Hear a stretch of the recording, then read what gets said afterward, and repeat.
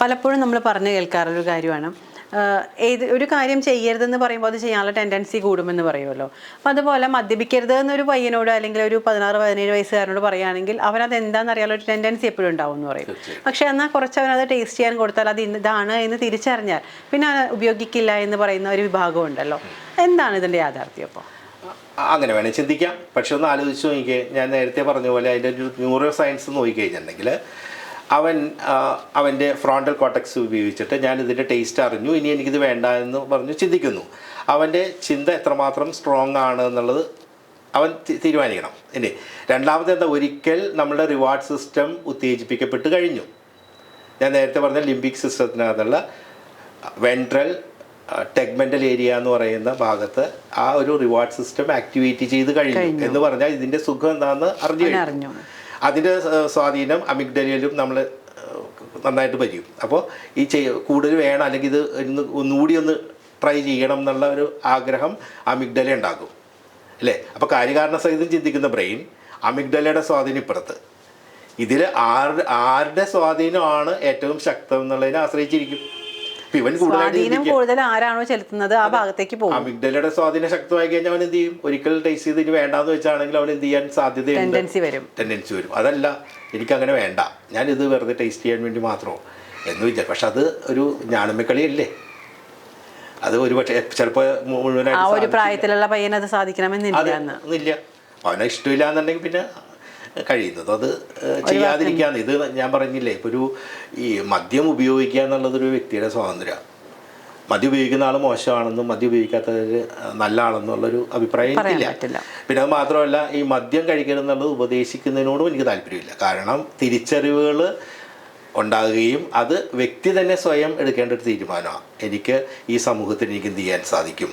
ഇപ്പോൾ ഡോപ്പമിൻ എന്ന് പറയുന്നതാണല്ലോ നമ്മൾക്ക് ഈ പ്രശ്നം ഉണ്ടാക്കുന്നത്. ഈ ഡോപ്പമിൻ എന്ന് പറയുന്നത് ഒരുപാട് സന്തോഷം തരുന്ന ഒരു ന്യൂറോ ട്രാൻസ്മിറ്ററാണ്. ഒരു നല്ലൊരു വ്യക്തിയായിട്ട് സംസാരിക്കുമ്പോൾ, ഈ ഒരു ഇൻ്റർവ്യൂ എടുക്കുമ്പോൾ എൻ്റെ ബ്രെയിനിൽ ഒരുപാട് ഡോപ്പമിൻ പ്രൊഡക്ഷൻ ഉണ്ടാകുന്നുണ്ട്, എനിക്ക് സന്തോഷം കിട്ടുന്നുണ്ട്. നല്ലൊരു പ്രവൃത്തി ചെയ്യുമ്പോൾ എനിക്ക് നല്ല സന്തോഷം കിട്ടുന്നുണ്ട്. എൻ്റെ ഫാമിലിയിലെ എല്ലാ മെമ്പേഴ്സും തമ്മിൽ ഒന്നിച്ചിരുന്ന് സംസാരിക്കുമ്പോൾ എനിക്ക് സന്തോഷം കിട്ടുന്നുണ്ട്. രാഷ്ട്രത്തിന് വേണ്ടിയാണ് എന്തെങ്കിലും ചെയ്യുകയാണെന്നുണ്ടെങ്കിൽ, ഒരു വ്യക്തിക്ക് വേണ്ടി എന്തെങ്കിലും നന്മ ചെയ്യുകയാണെങ്കിൽ എനിക്ക് സന്തോഷം കിട്ടുന്നുണ്ട്. അപ്പോൾ ആ ഒരു സന്തോഷത്തിൻ്റെ പുറകെ പോകും. അപ്പോൾ സന്തോഷം കിട്ടാനാണെങ്കിൽ വേറെയും മാർഗങ്ങളുണ്ട്.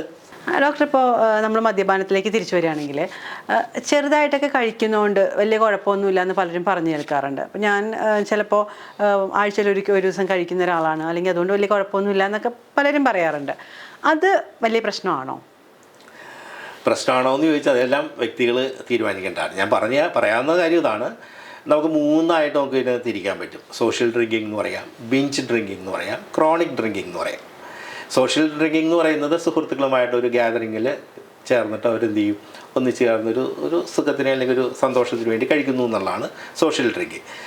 രണ്ടാമത്തെ വിഭാഗത്തിൽ വരുന്ന ബിഞ്ച് ഡ്രിങ്കിങ് ആണ് ഏറ്റവും കൂടുതൽ അപകടകരം. എന്ന് വെച്ചാൽ ഈ ബിഞ്ച് ഡ്രിങ്കിങ്ങുള്ള ആൾക്കാർ മദ്യം കഴിക്കുന്ന സമയത്ത് നന്നായി കഴിക്കുകയും അത് കുറേ ദിവസം ഇങ്ങനെ നീണ്ടു നിൽക്കുകയും പിന്നെ സഡനായിട്ട് ഒരു സുപ്രഭാതത്തിൽ പുള്ളി സ്റ്റോപ്പ് ചെയ്തിട്ട് ചിലപ്പോൾ ഒരു 5-6 മാസം അല്ലെങ്കിൽ 8 മാസം അല്ലെങ്കിൽ 1 വർഷത്തേക്ക് പിന്നെ മദ്യം കഴിക്കില്ല. അപ്പോൾ ഈ വ്യക്തി പിന്നെ എന്ത് ചെയ്യും, വീണ്ടും ഈ 1 വർഷം കഴിയുമ്പോൾ ചിലപ്പോൾ ഒരു സുപ്രഭാതത്തിൽ കഴിച്ചു തുടങ്ങാനായിട്ട്. അതിനെ ബിഞ്ച് ഡ്രിങ്കിങ് എന്ന് പറയുന്നത്. ഇത് കൂടുതൽ അപകടകാരിയാണ്. ഇതാണ് ഏറ്റവും കൂടുതൽ അപകടകാരി, ബിഞ്ച് ഡ്രിങ്കിങ് ആണ്. പിന്നെ ക്രോണിക് ഡ്രിങ്കിങ് എന്ന് പറയുന്നത് നമുക്കറിയാം, മദ്യം ഇല്ലാതെ പറ്റില്ല. എന്ത് ജോലി ചെയ്യുകയാണെങ്കിലും ഒരു ദിവസത്തിൽ പല പ്രാവശ്യം ഈ ജോലി ചെയ്യുന്നിടത്തുനിന്നവർ എങ്ങനെയെങ്കിലും സമയം കണ്ടെത്തിയിട്ട് പോയി കഴിക്കാതിരിക്കാൻ പറ്റാത്ത ഒരവസ്ഥ വരുമ്പോഴാണ് ഈ ക്രോണിക് ഡ്രിങ്കിങ് എന്ന് പറയുന്നത്. അപ്പോൾ നമ്മൾ വിചാരിക്കും ഈ ആദ്യം പറയുന്ന സോഷ്യൽ ഡ്രിങ്കിങ് എന്ന് പറയുന്നത് അപകടമല്ലല്ലോ എന്ന് പറഞ്ഞാൽ, ഈ സോഷ്യൽ ഡ്രിങ്കിങ് അതിന് സാധ്യത വളരെ കൂടുതലുള്ളത് ഈ പറയുന്ന ബിഞ്ച് ഡ്രിങ്കിങ്ങിലേക്കും പിന്നീട് ക്രോണിക് ഡ്രിങ്കിങ്ങിലേക്കും വരാനുള്ള സാധ്യത വളരെ കൂടുതലാണ്. അതിപ്പോൾ നമ്മൾക്ക് ചുറ്റുമുള്ള എൻവയോൺമെൻറ്റ് അതുപോലെ ഒരു സാഹചര്യം അങ്ങനെ വരുമ്പോൾ, ഇപ്പോൾ ഈ സോഷ്യൽ ഡ്രിങ്കിങ് എന്ന് പറയുന്നത് ആ ഒരു കൂട്ടായ്മ എപ്പോഴും വരികയാണെങ്കിൽ അവർ എപ്പോഴും കഴിക്കാനും അത് പിന്നീട് അതെ അത് ഓരോ ദിവസവും ഇന്നൊരു ദിവസം അല്ലേ എന്ന് വിചാരിക്കും, അടുത്ത ദിവസം വീണ്ടും ഒരു ദിവസം അല്ലേ. ആഴ്ചയിൽ ഒരു ദിവസം മദ്യപിക്കുമെന്ന് പറയുന്നവർ 2 ദിവസം ആ ഗ്യാങ് കൂടുമ്പോൾ 2 ദിവസം മദ്യപിക്കാൻ തുടങ്ങും. പിന്നെ അത് ക്രോണിക്കിലേക്ക് പോകാൻ സാധ്യത ഉണ്ടല്ലോ, വളരെ കൂടുതലാണ്. അപ്പോൾ അതൊക്കെ വ്യക്തി എടുക്കുന്ന തീരുമാനങ്ങളാണ്. തീർച്ചയായും അത് എനിക്ക് വേണ്ട എന്ന് പറയുന്ന നമ്മളുടെ സെൻസ് കറക്റ്റായിട്ട് അവിടെ ഡോക്ടർ പറയുന്ന പോലെ കട്ട് ചെയ്യാൻ പറ്റിയാൽ പറ്റുക എന്ന് പറയുന്നത് അത് എത്രമാത്രം പറ്റും എന്നുള്ളതും കൂടി ആലോചിക്കണം. അത് ഡിപ്പെൻഡ് ആ ഒരു വ്യക്തിയെ ഡിപ്പെൻഡ് അങ്ങനെയാണെങ്കിൽ ഇപ്പൊ ചെയ്തിട്ടാണ്. ഇന്നൊരു സോഷ്യൽ ഡ്രിങ്കിങ് എടുക്കുന്ന ഒരാൾ അടുത്തൊരു സോഷ്യൽ ഡ്രിങ്ക് അവർ പോകുന്ന സമയത്ത് അത് ഒഴിവാക്കാൻ പറ്റുമോ? പലപ്പോഴും പറ്റില്ല എന്നുള്ളതാണ് വാസ്തവം. കാരണം അങ്ങനെ പറ്റുന്ന ഒരാൾക്ക് കൺട്രോൾ ചെയ്യാൻ പറ്റുന്ന ഡോക്ടർ അങ്ങനെ പറയുന്നത്. പറ്റുന്ന ഒരാൾ ചിലപ്പോൾ ആദ്യത്തതും വേണമെങ്കിൽ ഒഴിവാക്കാൻ വായിക്കും.